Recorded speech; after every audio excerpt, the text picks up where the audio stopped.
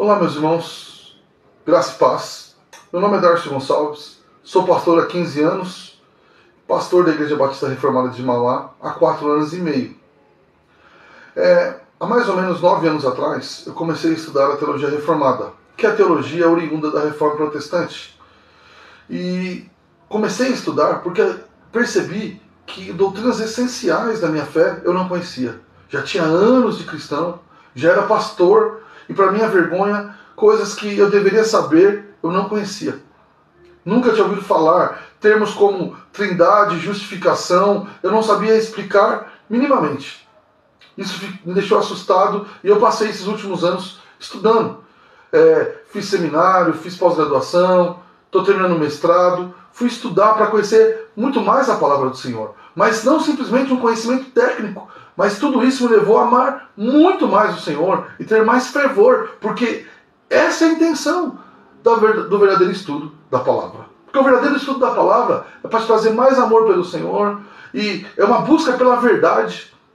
Porque essa é a grande intenção do teólogo. Talvez você pense, mas Darcio, eu não sou teólogo.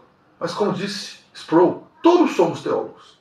É que a maioria dos cristãos hoje são péssimos teólogos. Não conhecem a palavra, não sabem interpretar textos, não sabem defender doutrinas. Mas talvez você é aquela pessoa que não tem o tempo necessário para estudar, fazer um seminário ou estudar mais a fundo. Eu quero trazer para você um curso que eu possa te explicar as doutrinas essenciais, te ajudar a interpretar as escrituras de uma maneira fácil. Nós vamos estudar um dia por semana. Lógico que não vai ser tão profundo. Talvez isso aqui seja usado para despertar você para depois ir mais profundo. Mas que você conheça melhor a palavra de Deus, que você possa ensinar a sua família, que você possa defender a sua fé. De maneira que te leve a amar mais ao Senhor e amar muito mais as Escrituras.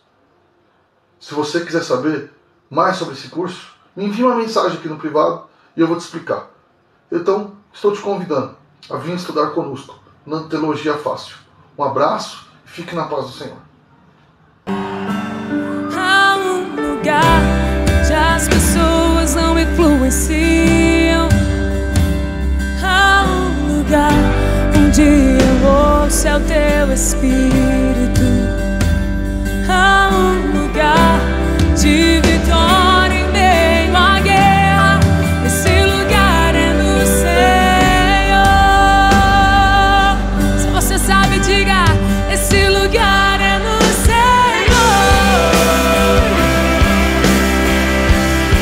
Esse lugar é no Senhor. Exaltado nas nações, Senhor da criação, grande Deus. O Deus que não deixa de ser Deus, ele assume a forma humana. A maior expressão da imanência de Deus é esse Deus que abre mão da sua glória para ser homem, para aprender um vocabulário humano, para ser ensinado. É sobre esse Deus que nós estamos falando aqui. Isso nos humilha. Se você sabe, diga: esse lugar é no Senhor.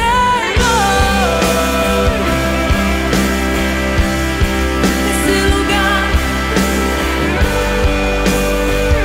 é no Senhor. Esse lugar. Romanos 7, verso 7. Hoje eu vou fazer diferente. Quem está com a Bíblia no celular, Nova Almeida atualizada. Então os homens vão ler os ímpares e as mulheres os pares. Ok? Vou dar mais um tempinho para vocês acharem. Vamos lá.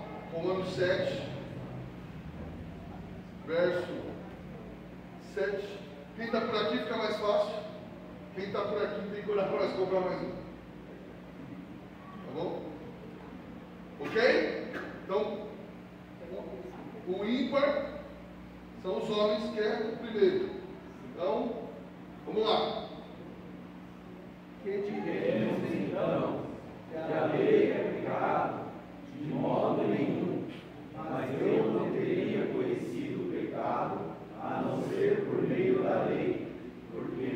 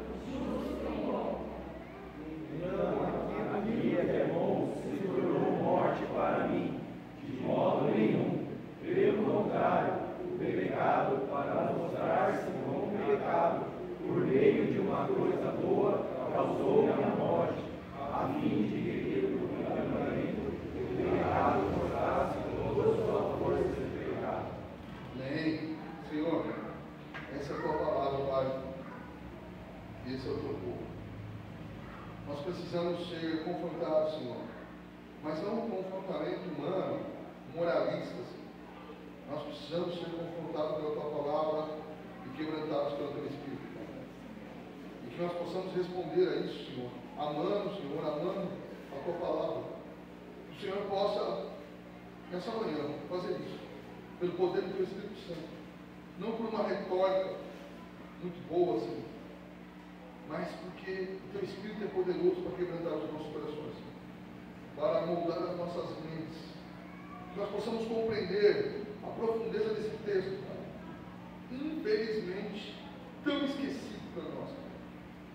Que nós possamos olhar para esse texto e, à luz desse texto, examinar a nossa vida e ver que esse texto fala conosco, fala ainda hoje e vai continuar falando por elas.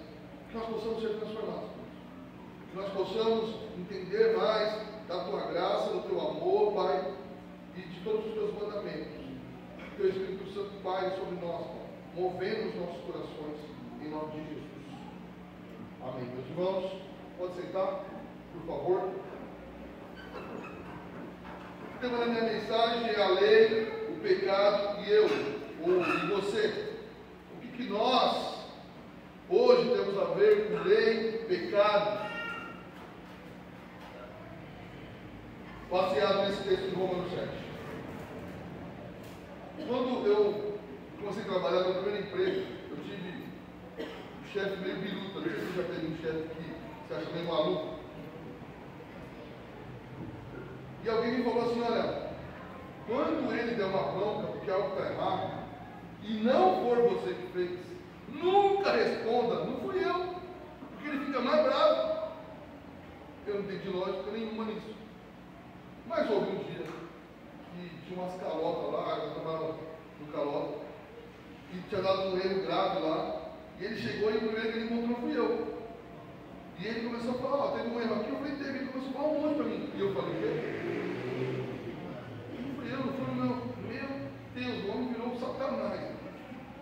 Eu não quero saber quem foi, porque você acha que se perder o contrato, eu vou ficar, vou prender todo mundo aqui. Falou um monte.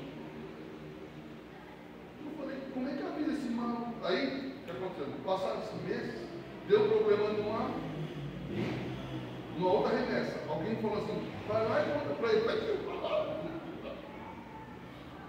Eu não posso contar, eu não posso dizer que não fui eu. Você está doido, eu quero.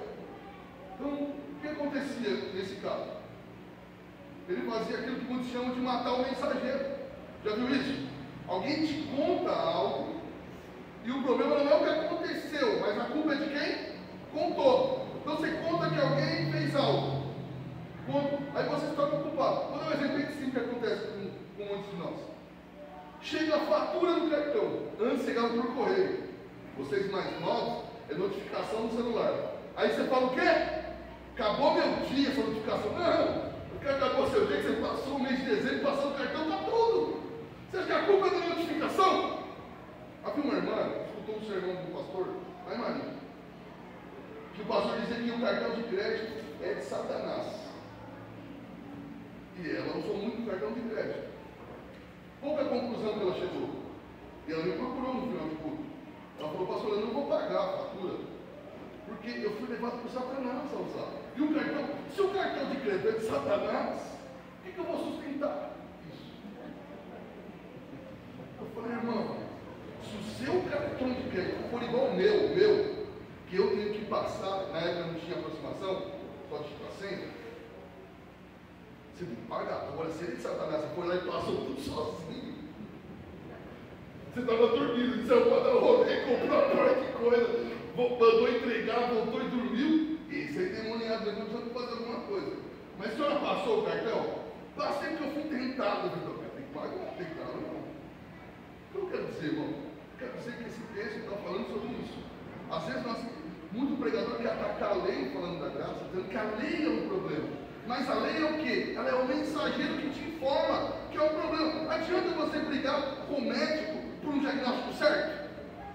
Adianta? Já viu gente, crente falando assim, ó, eu nem vou lá saber a resposta, porque se ele falar que isso vai tirar minha fé. Não faz sentido nenhum, o problema não é o mensageiro. E o que Paulo está defendendo aqui? Que muitas vezes as pessoas colocam a culpa na lei, como mensageira, de um problema interno que elas têm. Você tem um problema, eu tenho um problema seríssimo com o pecado. E como esse pecado se revelou a nós? Através do mandamento. Disse não pode, e por dizer não pode, podemos fazer. E aí o que muita gente quer fazer? O problema é ter lei. O evangelho não pode ter regra nenhuma, lei nenhuma, porque se tiver, a gente agora. O problema não está em ter a lei. O problema está aonde? Em nós, pecadores, não conseguimos satisfazer essa lei. E essa é a função da lei. Para nós admitirmos que não conseguimos e recorremos ao Salvador. Se tiramos a função da lei, vamos tirar a função de Cristo. Mas vamos verso a verso aí. Então, ele terminou, irmão. Já faz um mês que eu peguei isso, então eu vou dar uma recapitulada.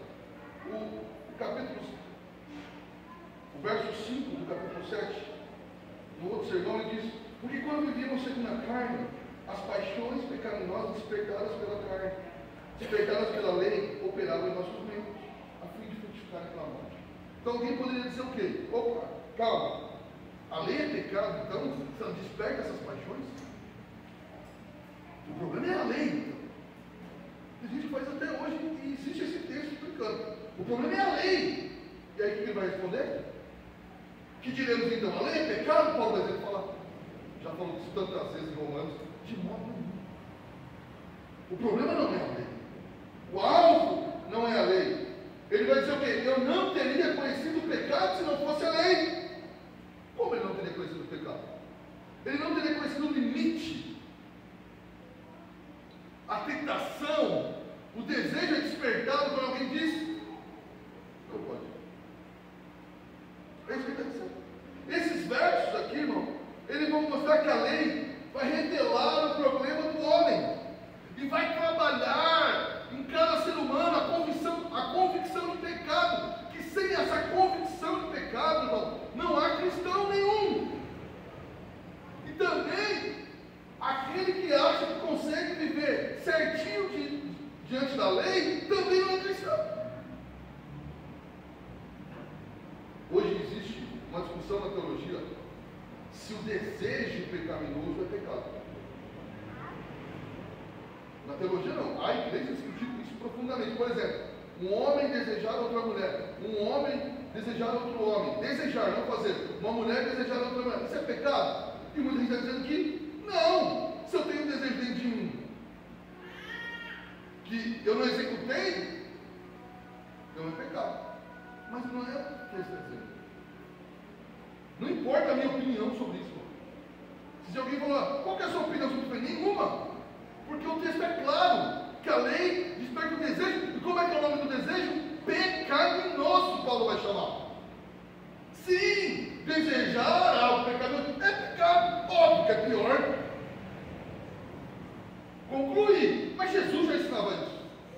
O que Jesus disse? Olha, se você olhar para uma mulher com desejo, Jesus já não ensinou isso? Então, irmão, todo mundo que vem essa conversa aqui, não, só desejar, não é. Ele está indo, não é contra mim, não é contra Moisés, ele é contra Jesus Cristo, que já ensinou. Agora, você vai falar assim, pastor, mas aí todo mundo é isso aí. Todos nós estamos infectados. Os jovens que estão aqui, ou alguém mais velho que gosta de filme, série de zumbi, você foi mordido por um zumbi, meu amigo. E o zumbi já é pecado. E aonde você rela, você deixa as marcas do pecado. Se você gosta de algum filme apocalíptico, que a pessoa vai pegando e vai acabando o mundo, é isso aí. O pecado começou com um homem, Adão, e ele se espalhou. Não nasce uma criança que não esteja em pecado, a não ser Jesus Cristo nessa terra. O pecado se espalhou. Cada criança que nasce é um pecadorzinho, irmão. Você ensinou seu filho a pecar? Alguém que, em sã consciência, ensinou seu filho a mentir? Mas ele aprendeu a mentir? Pequenininho aprende e não aprende. Como que ele aprendeu? Pecado. Você coloca uma lei para a criança. Não, eu lembro de uma história da minha vida, e lendo Confissões de Agostinho, eu lembrei dessa história. Agostinho conta uma história parecida. Lembra de uma história? Quem me conhece, eu não gosto muito de fruta. Não ligo. Muito saudável, eu estou brincando. Coisa perigosa demais. E tinha um vizinho muito chato que tinha um pé de amora. E ele cuidava daquele pé de amora melhor que cuidava da família. Um dia ele foi viajar. E meu irmão e meu primo subiu no muro para roubar a amora. Bom, eu passei a tarde comendo amora. Subi, comi, juntei, joguei no chão, pisei, fiz de tudo. Depois de anos eu pensei, nunca mais comi amora, porque eu não gostava dela. Eu gostei da sensação de roubar, cara. Mas vou comer essa amora, que você não dá para ninguém, miserável. Nunca mais comi. O que é isso, irmão? Eu devia ter, sei lá, 8, 9 anos de idade. É um desejo pecaminoso. Agora, irmão, se você não tem dimensão disso, você vai ter uma expectativa em si muito alta e vai se frustrar. Você vai ter uma expectativa que crente tem esse filho. No filho que ele não vai falhar. Olha, falei uma vez que meu filho não vai fazer tal coisa, ele não vai. Só pode ter brincadeira, você colocando uma pressão que é impossível. Ele vai pecar. E a lei, ela não impede que você peque, ela só traz a clareza que o desejo está dentro de você. O problema não está na lei. Porque a lei ela só desmascara o pecado. Ele diz, eu nem teria conhecido o pecado se não fosse por meio da lei. Porque eu não teria conhecido a cobiça se a lei não tivesse dito, não cobiçarás. Ele quer dizer que ele não cobiçava a coisa dos outros. Alguns interpretam assim. Ele nem cobiçava enquanto não disse não cobiçarás. Não, ele cobiçava, mas ele nem tinha dimensão se devia ou não devia fazer. Ele não se sentia culpado.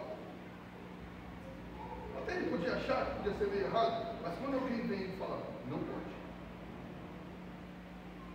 Não vai. Como?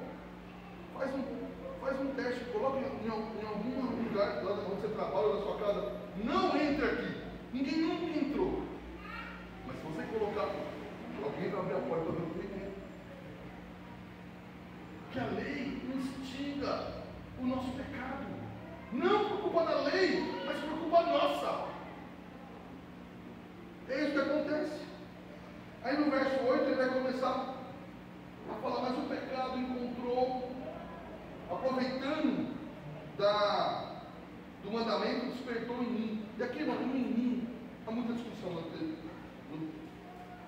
ensino bíblico e no pensamento teológico. Quem seria isso? É uma autobiografia de Paulo? É uma biografia, ele falando de um judeu, alguns vão acreditar, e alguns bons homens, uma posição que eu não acredito, mas acredito que ele está falando de Israel. Israel viveu sem lei na cabeça desses homens, de Abraão até Moisés. Então ele está falando da situação de Israel que vivia sem lei, e aí ele encontrou a lei, foi despertado por essa lei. Eu não acredito nisso, tá, irmãos? Eu acredito que esse texto, admito que é um texto difícil, mas acredito que esse texto, Paulo está falando dele e da experiência cristã. Porque eu não acredito que em nenhum momento da história o homem viveu sem lei. Para mim, Adão tinha uma lei. Não como ela se explica. Os outros homens, não tido como servo de justiça. Ele já ensinava algo sobre a lei. Lógico que ela vai ficar mais clara em Moisés. Então, para mim, Paulo, ele está dizendo o relacionamento dele com a lei. Então, Paulo, ele é criado no judaísmo. Você, talvez não. Mas qual foi o momento que a lei de Deus saiu simplesmente da Escritura e incomodou você? Então, Paulo está dizendo que muitas vezes ele andava, ele sabia da lei, mas ele não se importava. Ele vai dizer, olha, mas o pecado, aproveitando a ocasião dada pelo mandamento, despertou em mim todo tipo de cobiça. Ele falou, de repente, eu fui despertado pela lei, para todo tipo de cobiça. O homem cristão, ele passa por esse processo. Que ele peca e tem satisfação em pecar. Aonde em algum momento ele olha para aquilo e começa a ver aquilo como errado. E qual que é o processo de desconstruir e se tornar um cristão de verdade? Você primeiro faz o quê? Promete para Deus. Você está começando a conhecer a Deus. O Evangelho. Aí você fala o quê? Ó, isso aqui é errado. Então Deus, nunca mais eu vou fazer isso aqui. Aí você vai lá e faz de novo. Aí você faz o quê? Senhor, me perdoa. Vou dar até uma oferta na igreja.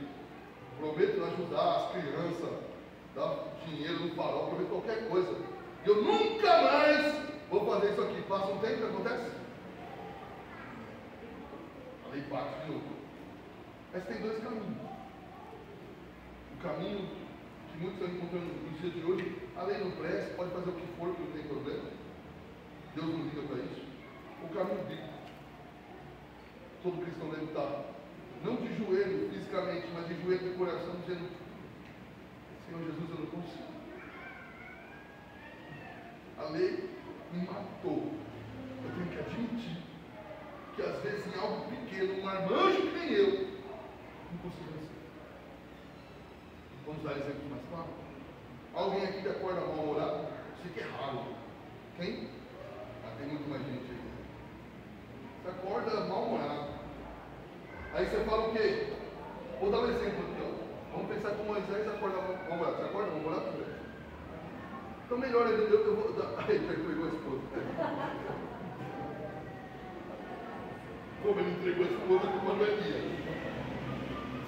Então vamos pensar que a Cássia acorda mal-humorado.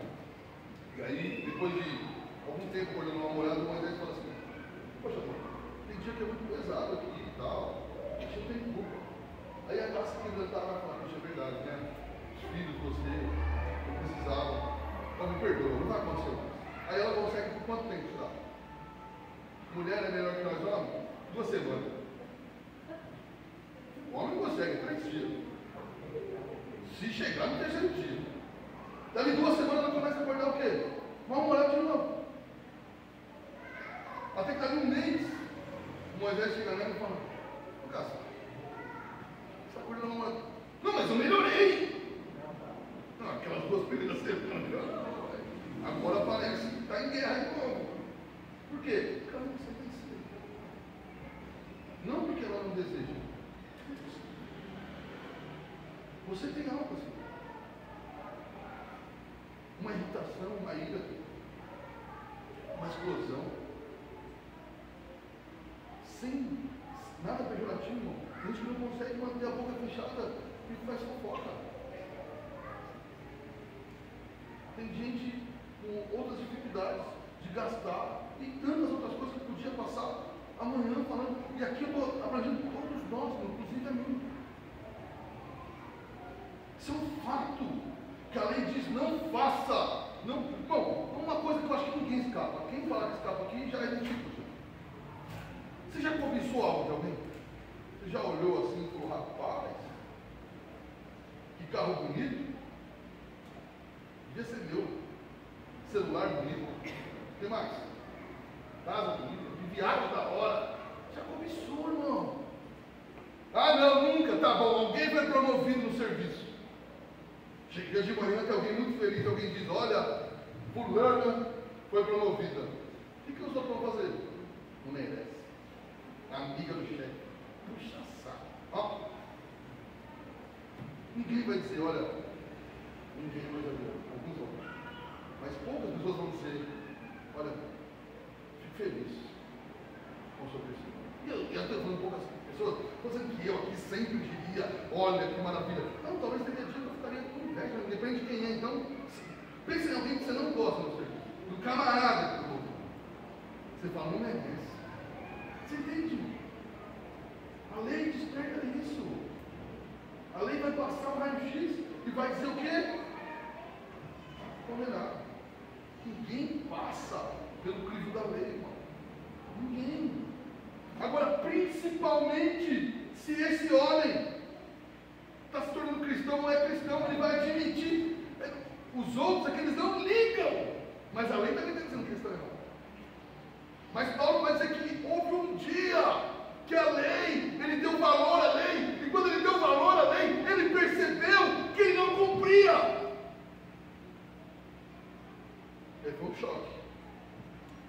E aí tem um processo que eu falei, que talvez prometer que não vai fazer, de caminhar e tudo mais. E a lei vence, irmão. A lei vence.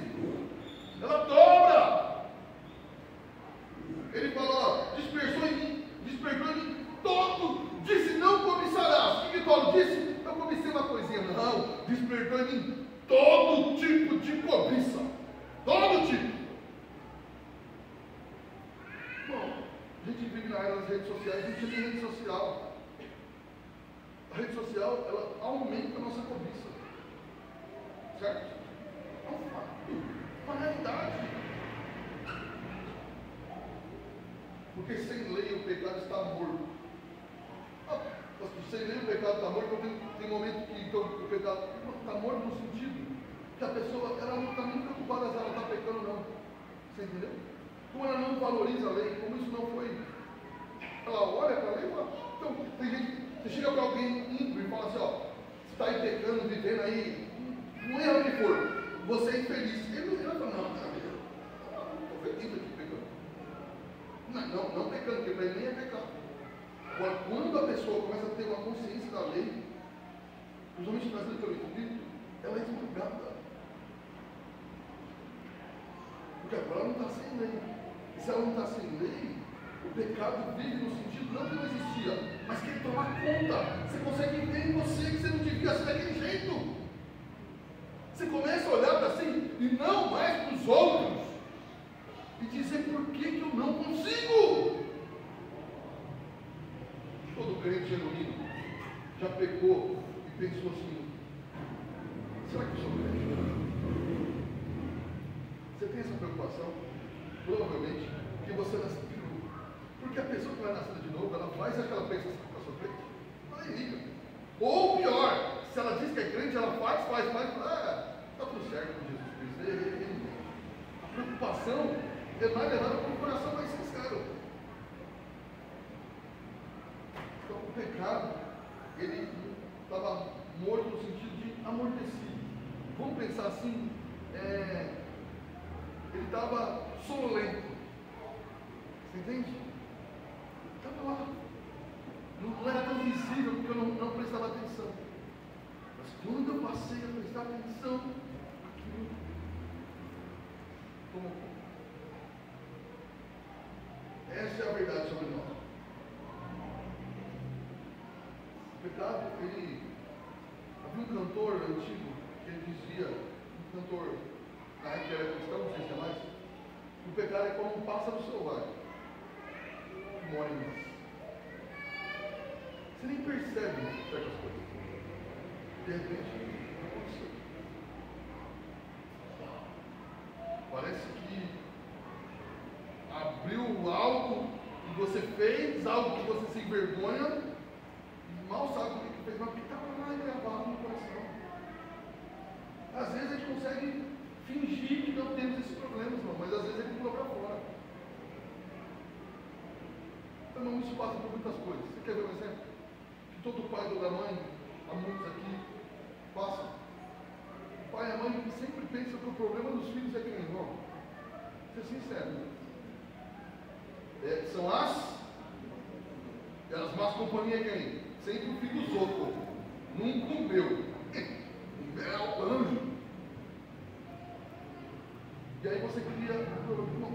Pastor, mas a Bíblia diz que as más companhias corrompem o outro. É verdade. Mas ele só é corrompido porque há corrupção. Entende? Sempre conversei com a Kátia de nós nunca criarmos maneiras de nós mesmos desculparmos os pecados dos nossos filhos. Sermos generosos, graciosos, mas nunca, não, era porque estava com fulano, não, é porque foi com. Não, se não foi forçado com uma arma na cabeça, eu fez porque quis. Eu entendo, às vezes eu falo, eu tive dificuldade, eu entendo, a gente tem, mas eu não posso, eu posso ser generoso, gracioso, mas eu não posso desculpar. Arrumar eu mesmo, falar, não, isso aí é que alguém levou ele a fazer. Ele é um menino de ouro, jamais faria isso. Ou ela, você entende? Fazemos isso muitas vezes. E nós estamos tornando a vida dos filhos complicada. problema do seu filho, e o problema do meu filho, e o meu problema, e o seu problema, é o pecado. Bom, não é a sociedade, não é os outros, não é o dinheiro em si. O problema é o pecado. O problema da sociedade. Agora, o que estão fazendo? Estão transformando cada pecado em doença. Não, é uma doença. Eu entendo que às vezes é difícil vencer, ok? Mas vamos dar nome correto. Eu tenho que ser gracioso com Moisés tem que ser gracioso comigo, porque todos nós somos pecadores, meu irmão. Mas nós não precisamos inventar que aquilo não é pecado. Agora, qual que é o problema? Você não tem muitas vezes, olha aqui para mim, a dimensão correta do que é pecado na vida. A sua ideia de pecado ainda é mundana, não é bíblica. Ou se não é mundana, é da mais ou menos da sociedade evangélica que não tem uma boa visão sobre. Uma boa visão não tem a visão correta, bíblica do pecado. E aí você fica essa conversa fiada. Eu tenho um coração bom, eu sou bom, as pessoas que abusam de mim e não sei o quê. Eu sou maravilhoso. Você nunca abusou de ninguém, não? Você nunca falhou com ninguém, não? Estou dizendo que as pessoas não lembram.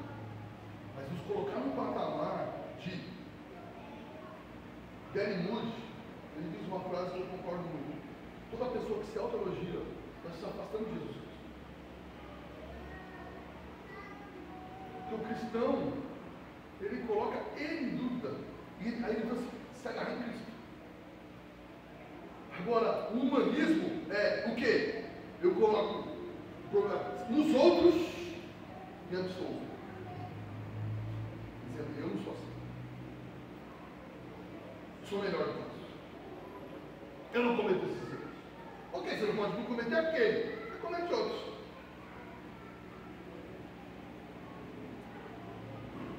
E aí, irmão, por incrível que pareça, muitos dos seus problemas são culpa sua mesmo, do seu pecado.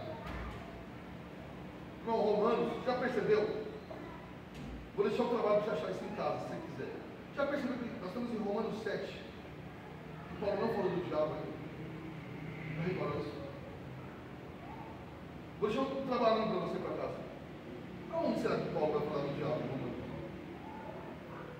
Não é um assunto ainda. Pare de culpar Satanás. Ele instiga, é um fato, ok? Mas pare de culpar Satanás pelo seu pecado.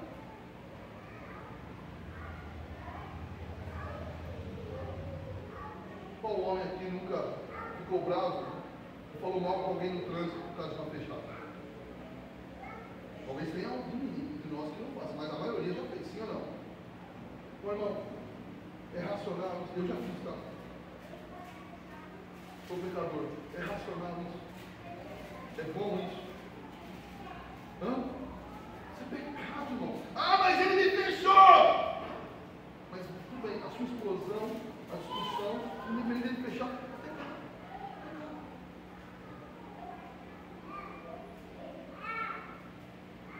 Fica olhando daquele moralismo evangélico anos 90, de que pecados são coisas, matar, usar isso, vender não sei o quê. As nossas brigas no trânsito, nosso levantar de voz com a esposa, e muitas outras coisas, o nome disso é pecado.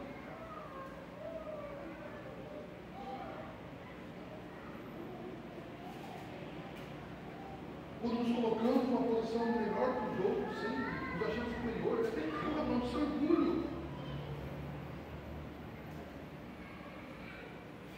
Olha para Paulo. Quando ele perseguia a igreja, Paulo estava em paz. Reparou? Quando ele se torna apóstolo, ele fala: os pecadores eu sou maior. O bem que eu quero fazer, eu não faço. E o mal que eu queria evitar, esse eu faço. Esse é o Paulo crente. O Paulo judeu manda matar e eu estou certo. Olha de nós, lembra mais do judaísmo do que o cristianismo. Mas a partir do verso 9, o primeiro ele tentou mostrar, ele mostrou que a lei revela o seu pecado. Essa foi a primeira questão. A segunda questão agora é que a lei, por ter revelado o pecado vem e nos mata. Ele quer matar. O pecado deixa claro que ele é mais forte que você. E o pecado aqui não são atitudes pecaminosas. O pecado é algo interior, lá dentro que você possui. E mesmo depois de convertido, ele perdeu muito da força, insiste. Há uma diferença de pecados da Bíblia e pecado singular. Pecado é a raiz, está lá dentro. Mora em você. É aquilo que às vezes ninguém vê, mas você pensou rapidamente.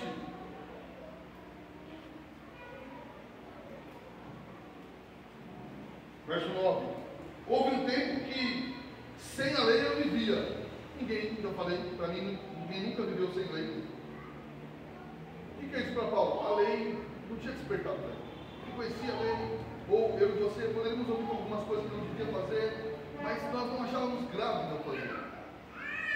Mas, quando veio o mandamento, quando despertou, quando os meus olhos se abriram para o mandamento, o pecado reviveu. Quando eu olhei o mandamento e amei, comecei a amar a Deus, dar importância, o pecado reviveu. Por isso que o crente sofre, irmão. Parece que quando eu era ímpio eu não tinha tanta luta. Mas é isso aí. Agora, irmão, nesse lado da terra, há uma guerra infindável contra o pecado. E eu vou dizer para você, irmão, eu muitas vezes canso de mim, porque muita coisa eu queria já ter vencido, irmão.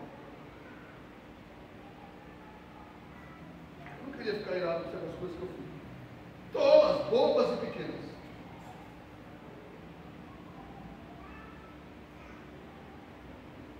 O pecado reviveu. É mais ou menos o seguinte, irmão. Se alguém tem um carro muito bom, o motor está bom, às vezes está andando na estrada,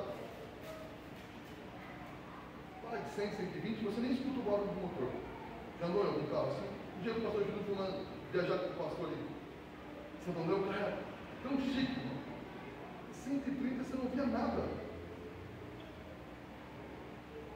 Então o pecado é mais ou menos isso.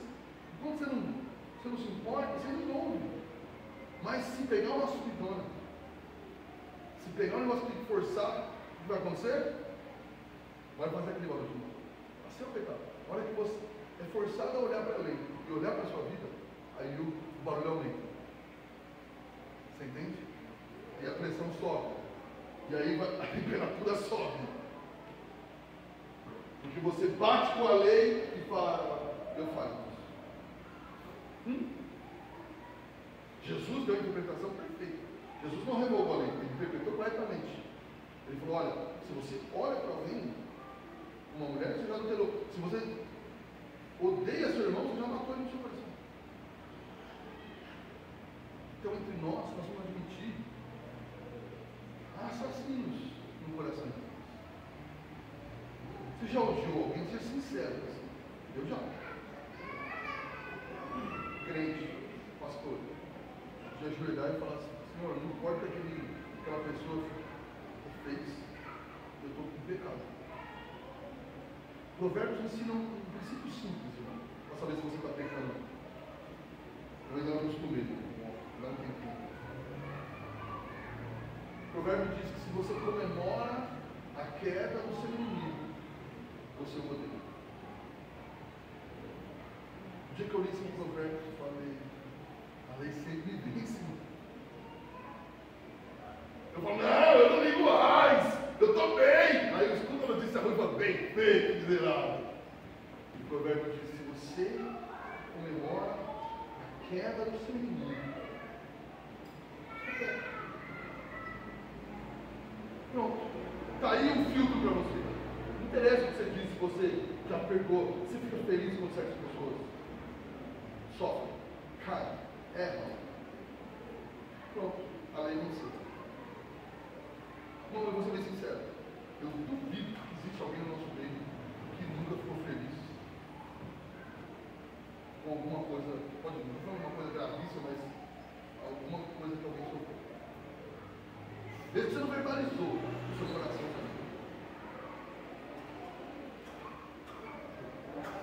lei é impossível cumprir. E se ela é impossível cumprir, ela mata. Porque você vai guerreando com ela, guerreando. Ó, pensa, uma luta com o outro oponente tem vida eterna, nunca vai cair. O que vai acontecer? Quem vai morrer? O outro vai, no mínimo, morrer de exaustão. O que acontece comigo com você? Uma hora você olha e fala, não tem jeito. Eu sempre perco. Deus permite isso, sabe para quê? Para você fazer isso mesmo. Perder. E a hora que perder, poder dizer, qual que é a minha solução? Onde eu vou? Como eu venço? Estou falhando! E aí em cima, já depois de crente, deixar de ser moralista e voltar a olhar para Jesus Cristo. Lá, que está Jesus? Não porque Ele perdoa, outra porque Ele trabalha em mim para que um dia eu vença as coisas. E um dia, não desse lado, eu venço todas elas. Eu não venço, Ele venceu e eu entro nessa vitória. Você entende a diferença? Essa é a função da lei. E por isso que hoje em dia vivemos uma sociedade sem lei. Sim ou não? Por que vivemos uma sociedade sem lei? Porque a própria igreja aboliu ela. Não! Se você falar certas coisas, as pessoas são levadas ao pecado. A pessoa não quer admitir que o pecado está dentro de nós. Mas sim, não estou falando que quem chega de regra. Cheio de regra não é evangelho. Mas a lei ela serve para mostrar nossa forma. Se você pega alguém que se diz crente, se diz muito bom, um coração maravilhoso que não erra, começa a passar a lei com ele. Rapidinho fica nervoso.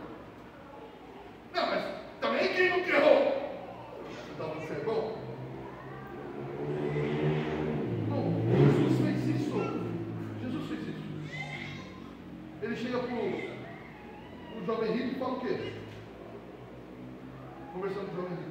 O jovem rico fala, ó, o que eu tenho que fazer para ser salvo? Cumpre a lei. Jesus disse o quê? Quem cumpre a lei, está salvo. Mas alguém pode cumprir a lei? Não. O que o jovem rico, arrogante, orgulhoso, batista reformado, respondeu? Eu li Torrentini e Bavinck. Eu conheço alguns Nicodemos. Eu li a Bíblia 9 vezes. Fiz um curso não sei aonde. Creio na eleição. Creio que é somente pela fé, só a Escritura. Jesus olhou para ele e falou, você é bom mesmo? Uma coisa que falta. Vende o que você tem, já que você é tão bom. E vem me seguir. Bom, aqui havia um convite para ser quase um discípulo de Jesus. O que o camarada faz? Fica triste e vai embora. Porque tinha muitas postas. Jesus falou, quando ele disse cumprir a lei, Jesus falou, então tá bom, então vamos passar uma peneira para ver se cumpriu a lei mesmo, se é bom. Entende? Jesus fazia isso. Ou somos como o fariseu. O que o fariseu faz? Jesus conta. Jesus diz que o fariseu olhava para o lado e olhava como? Senhor, muito obrigado por não ser como ele. Muito obrigado, Senhor. Ele se sente um pecador, alguém que olha assim? Mas vamos traduzir isso para 2024, janeiro. Senhor, muito obrigado por eu ser reformado, diferente desses todos que não são. Como eu sou melhor que ele. Obrigado, Senhor, que eu compreendi e entendo agora todas as coisas. Fariseu miserável. Se compreendeu algo que eu não compreendeu, foi graça de Deus. Não é mérito seu, não. Olha o vergonha dessa cara. Que o Darcy está uma vergonha na cara. Para não fazer esse tipo de coisa. Estou dizendo que eu nunca fiz, não. Já fiz, já. Tem que me arrepender disso. Isso é farisaísmo. Quando se passa a lei, não sobra ninguém, irmão. Somos todos dependentes da graça e da misericórdia de Jesus Cristo de Nazaré. Não interessa quantas vezes você leu a Bíblia. Então não deve ler. Mas se você encontra isso como mérito, que você é melhor que alguém por causa disso, isso já é pecado. Mas ele continua, verso 10. Verifiquei que o mandamento que me havia sido dado para a vida se tornou para a morte.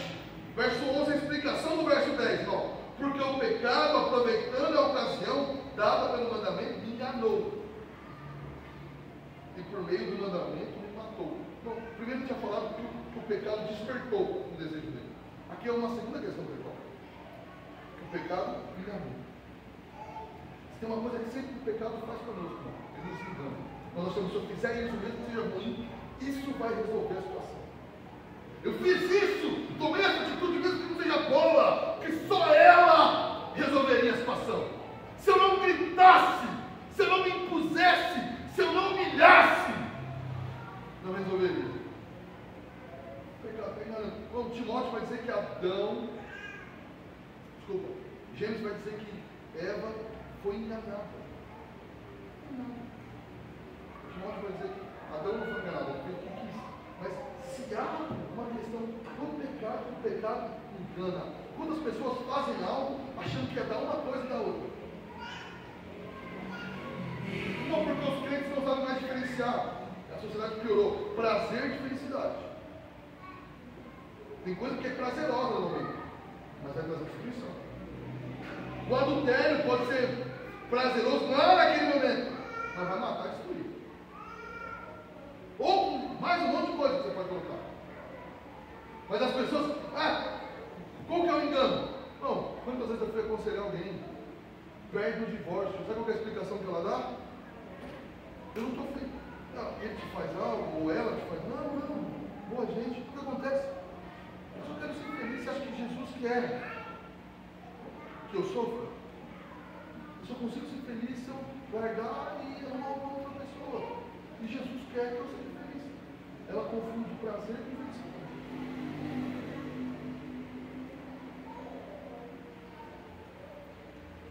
As confissões de fé reformadas vão dizer o quê?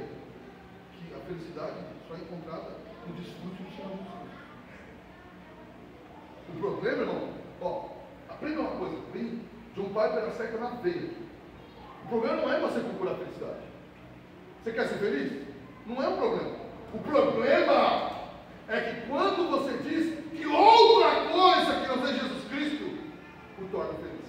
Pronto. Se você de fato está em busca da felicidade, o nome lá do filme lá do Will Smith, que lá vai dizer que é o dinheiro, sim ou não? Ele era pobre, largado, vivia sozinho, ganhou 600 milhões, feliz. Materialismo puro, o recado do filme.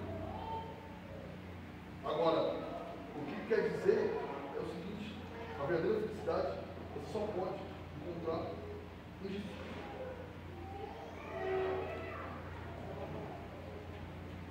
Você pode encontrar numa viagem, numa promoção, num dinheiro. Tanto que você fica feliz por quanto tempo com uma coisa assim? Uma promoção, quanto tempo você fica feliz com ela? Não dura muito. Ser sincero. Sim ou não? Na hora que você vê a pilha de trabalho que multiplicou, você fala, não sei, esses 500 conto a mais vale a pena, viu?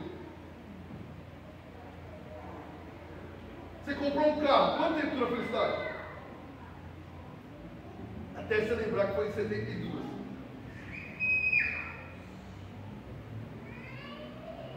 Porque não é felicidade, é prazer, irmão.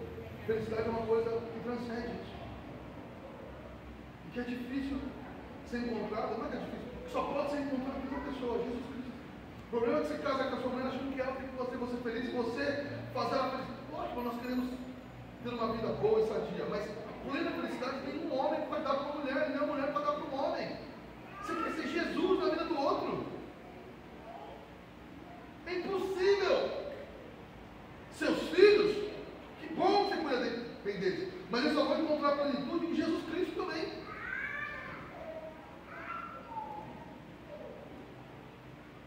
Ele diz que o pecado enganou, porque o pecado engana. O pecado engana. Depois ele mata, vai dizer, me enganou e me matou. Ele engana. Ele acha que você acha que vai sair ganhando, fazendo aquilo, e vai ser destruído. É isso que o pecado é. Essa é a doutrina do pecado na vida. O pecado engana primeiro e depois mata. Então, há uma crescente depressão. Há muitos motivos de depressão e eu não sei por que não chorava. Sei que algumas coisas que eu li é física. Mas quantas depressões são emocionais por erros que as pessoas cometem e elas não querem admitir que erraram. Ela vai lutar dizendo que não foi, não errou. Aquilo fica repassando na cabeça, não dorme. Eu admito, eu falhei, eu errei.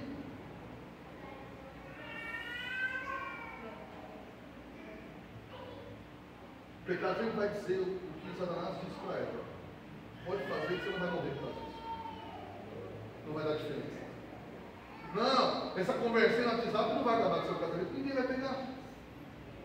Não, a pornografia não vai fazer nada. Vai não gastar tanto, não vai. Não, só se vive uma vez. Olha lá. Por fim, para me encerrar, o verso 12 vai fazer o resumo da lei. Assim a lei é o quê? Santa. E o mandamento é santo, justo e bom. Não, nunca mais. Se você for levado a fazer isso, nunca mais fale mal da lei do Senhor. Isso é pecado. A lei do Senhor é santa, justa e boa. É eu que sou pecador e não consigo cumpri-la. Gente que fica atacando a lei, como lei e graça fossem coisas oponentes. Não, irmão. A lei, sabe que diz Gálatas? Eu não sei como alguém fala isso. E se diz, pastor, minha vida. Gálatas diz que a lei é um aio. Sabe o que é um aio? É um tutor que leva você até Cristo. Paulo diz isso. A lei é um aio.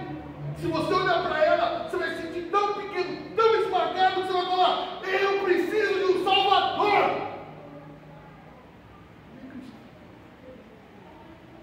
Essa é a função da lei. Pegar você e falar: você não consegue. Você tem filho pequeno? Quem tem filho pequeno sabe. Seu filho às vezes vai começar a dizer, viu, Léo, que consegue fazer umas coisas que ele não consegue. Os pais passaram por isso? Eu sei fazer isso. Já estou no pai, filho, eu já fiquei malandro nesse negócio. Eu sei fazer isso, então faz. Aí eles olham e falam: eu sei, mas não quero fazer. Faz! Faz! Você vai fazer, faz! Aí vai lá, e vira pra cá, e muda pra lá, e soa. Ai, faz! Faz! Uma vez, irmão, Samuel casquetou comigo com uma coisa que ele sabia, porque nem lembro, ele deu 7, 8 anos. Eu falei: faz. Ele: não, mas eu não quero. Faz! E ele foi. E o bichinho duro. Eu sei, mas não estou conseguindo. Então eu espero 3 horas. Vou pôr uma carteira aqui, tu vai fazer isso aí. E ele, as bochechas já estavam caindo, os olhos já ficaram lacrimejados. Eu falei: mano, olha para mim e fala: eu não consigo. Não, mas eu acho que não faz. Faz! Lá no limite, meu caminhão. Eu não consigo. Eu fui lá e fiz. Por que eu fiz isso? Não porque eu sou chato. Por quê? Segundo, porque essa vai ser a função da lei. Você vai conseguir falar: eu faço do jeito que eu vou. Aí você fala. Aí você fala, levanta e fala: nunca mais eu faço. Aí você fala: tá bom, vai lá. Aí você vai lá fora e fala: até a hora você fala: não precisa. Não precisa de Deus, você fala: vinde a mim. Vocês estão cansados. Você está cansado por causa do pecado? Seja sincero. Você cansa de falhar? Vem para Jesus. Você é crente mesmo. Não precisa se converter. Vem descansar em Jesus Cristo. Vinde a mim. Descansa. Nos sobrecarregados. Nos alivia.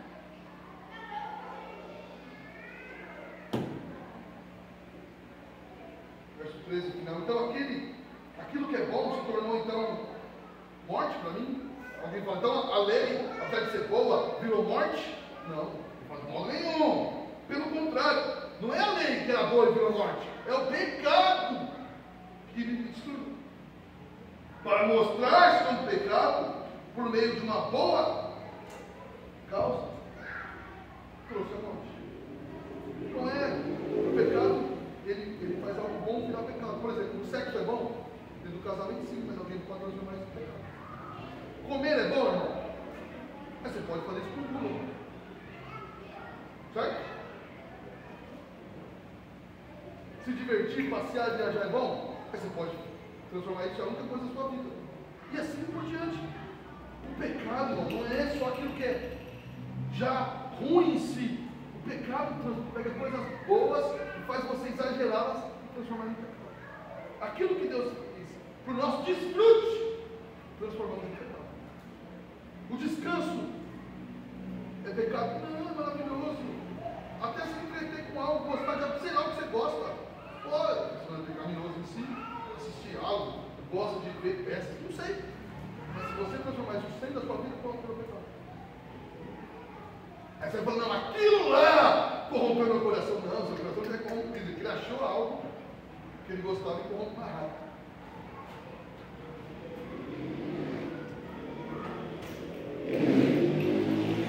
Tem um livro do Dostoiévski, e assim, esse homem, ele era ateu, fica no campo de concentração, eu não sei tanto que ele virou cristão, mas ele volta nesse campo de concentração na Rússia, se dizendo cristão.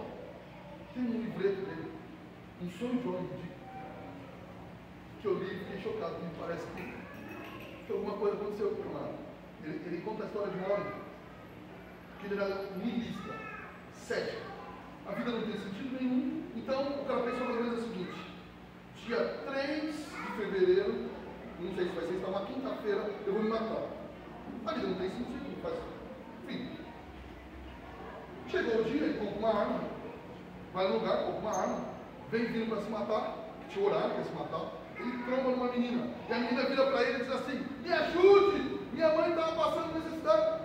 E ele olha, não liga, porque ele era cético, não importa com as pessoas, porque ajudar alguém ou não ajudar não muda nada, nós vamos tudo, a vida não tem sentido nenhum. E ele vai e senta para se matar. Quando ele senta para se matar, ele pensa na menina, o que ela estava sofrendo? E aí ele entra já numa crise. Ele fala: se eu me preocupei com ela, eu não estou seguindo a minha filosofia. Será que a vida tem sentido? Eu estou me preocupando com o terceiro. E ele com a arma na mão, ele dorme. E ele tem um sonho. O sonho ele vai para um lugar, igual a terra, que o pecado, ele diz assim, que o pecado original não entrou. E o local é muito bom, maravilhoso, as pessoas se amam, se ajudam, não havia inveja, disputa, não havia falta de comida para ninguém, era um paraíso perdido. E ele fala: eu não quero sair daqui nunca mais. Ele fica um dia, 2 dias, 3 dias. Lá para a segunda semana começa a ter intriga. Na terceira e quarta semana, uma briga legal. E aí, lá, sei lá, depois de 5 semanas, o negócio foi para a terra. E esse homem, do sonho do homem, ele diz o seguinte: eu encontrei o problema. O problema fui eu. Como eu tinha o pecado. Quando eu entrei naquela esferação do pecado, eu levei o pecado e contaminei esse problema. E aí ele acorda e fala: eu vou ajudar a menina, porque a vida tem sentido, vou agora. O que eu quero dizer? Até nós chegou à conclusão: o grande problema da vida dele era ele. Que ele chega em locais que o problema acontece por culpa dele mesmo. E se ele fosse levado a um lugar santo sem problema, de alguma maneira ele corromperia o lugar. E às vezes nós, como cristãos, não imaginamos assim. Nós achamos que nós transformamos o ambiente ser melhor. Nós criamos é problema. Vou terminar fazendo algumas aplicações.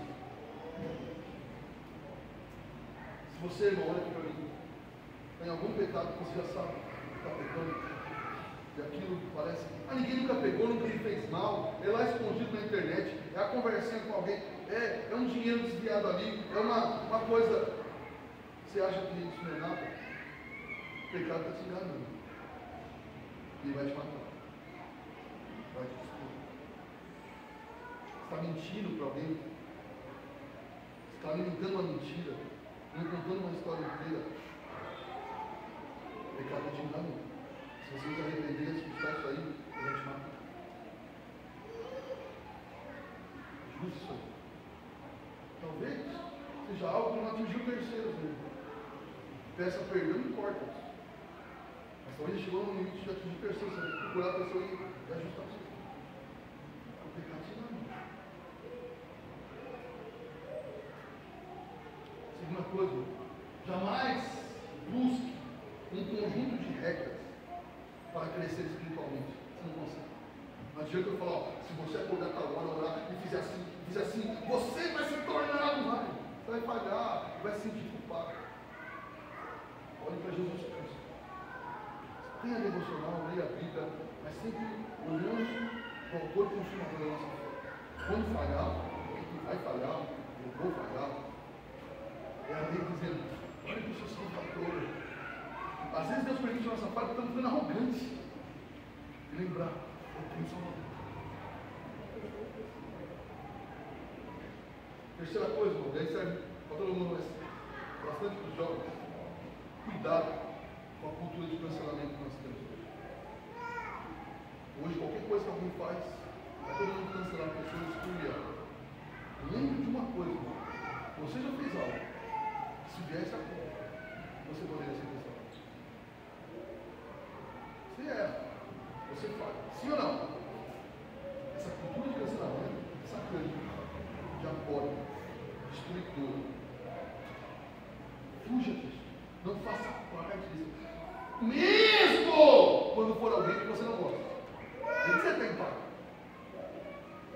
Você entende?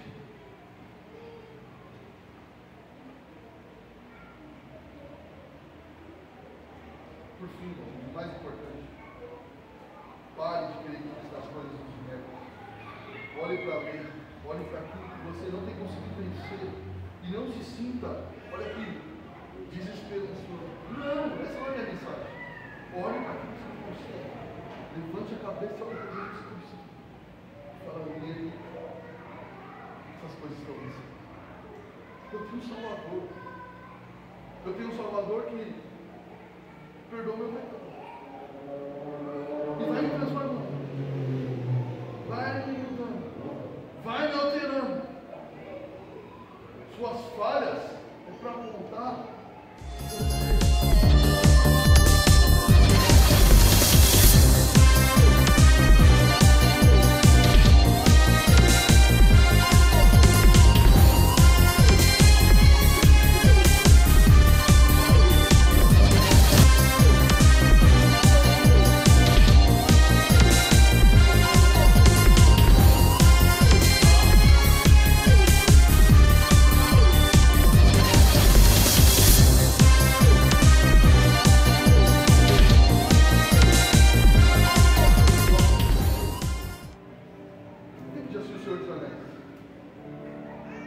Lembra o momento de guerra turbuloso que alguém fala assim, e agora? O que vai acontecer? Eu não sei uma frase dita. O homem vira e diz assim, o homem do cavalo branco vira no chapá. Ou quem está fazendo uma referência a Cristo. Essa é a nossa esperança.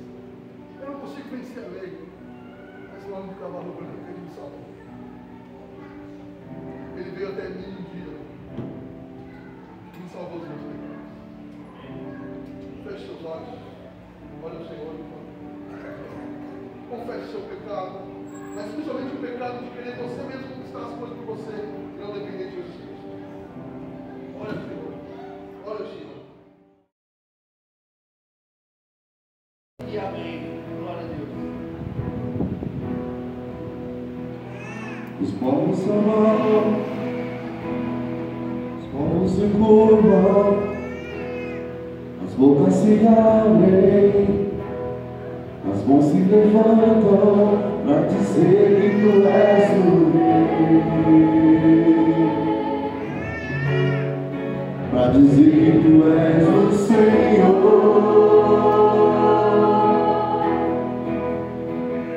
O reino se abala, os povos se curvam, as bocas se abrem, as mãos se levantam para dizer que tu és o Rei, para dizer que tu és o Senhor.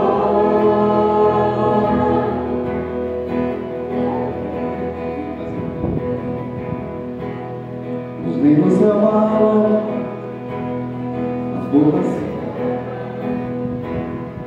bocas se abrem, as mãos se levantam para dizer que tu és o Rei, para dizer que tu és o Senhor. Teu reino é sempre eterno, nada em misericórdia, justiça e igualdade, bondade e fidelidade. A tua igreja te ama.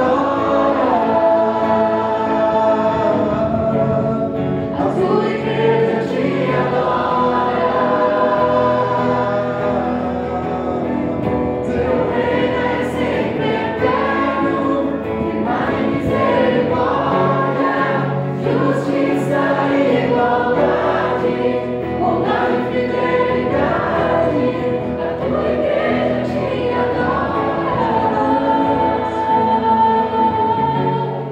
A sua igreja te adora.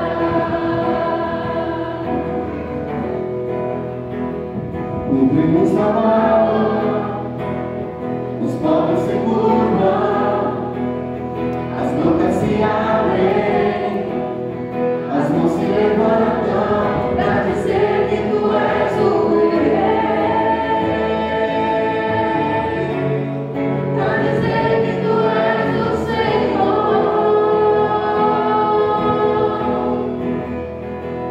os ricos se abalam, os povos se curvam.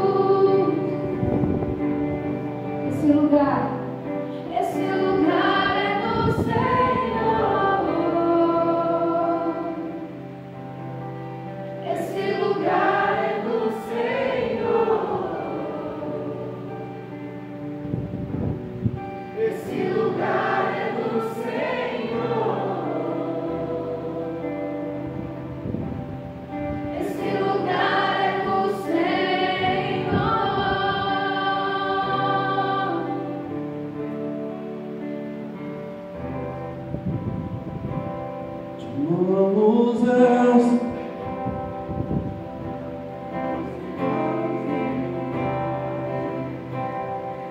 Chamamos Deus. Pois tua misericórdia nunca falhou. Nunca falhou.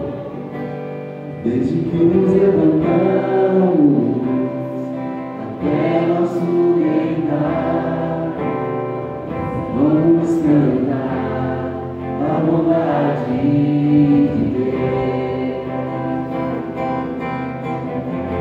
Em todo tempo és fiel, em todo tempo tu és tão